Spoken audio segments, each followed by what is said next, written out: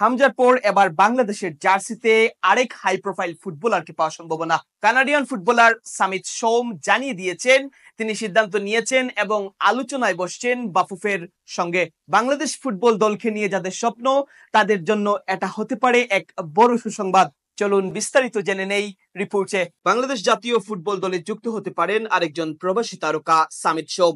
এই Canadian midfielder ইতিমধ্যেই Bangladesh football federation বা বাফুফের সঙ্গে যোগাযোগ করেছেন এবং জানিয়েছেন যে তিনি সিদ্ধান্ত নিয়ে ফেলেছেন। গত কয়েকদিন ধরে সামিত ও বাফুফের মধ্যে চলছিল আলোচনা।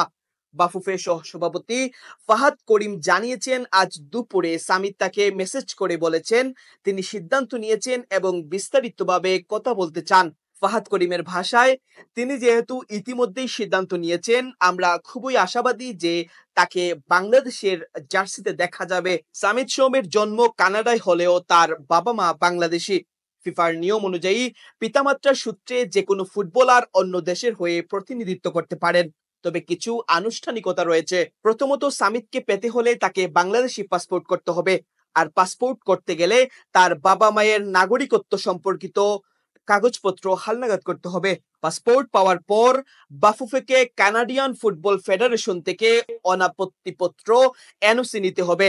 এরপর আবেদন করতে হবে ফিফা প্লেয়ার স্ট্যাটাস কমিটিতে। কমিটি সবুজ সংকেত দিলে তবেই সামিত সোম বাংলাদেশের হয়ে খেলতে পারবেন। তবে সময় খুব বেশি নেই। বাংলাদেশের পরবর্তী ম্যাচ 10 জুন, যা বিশ্বকাপ বাছাই পর্বের গুরুত্বপূর্ণ একটি খেলা। এর আগে বাফুফেকে এএফসির অনলাইন পোর্টালে খেলোয়াড় রেজিস্ট্রেশন সম্পূর্ণ করতে হবে, যার নির্দিষ্ট সময়সীমা রয়েছে। সবকিছু ঠিকঠাক মতো এগুলে খুব শিগগিরই হয়তো বাংলাদেশের জার্সিতে দেখা যাবে সামিত সোমকে।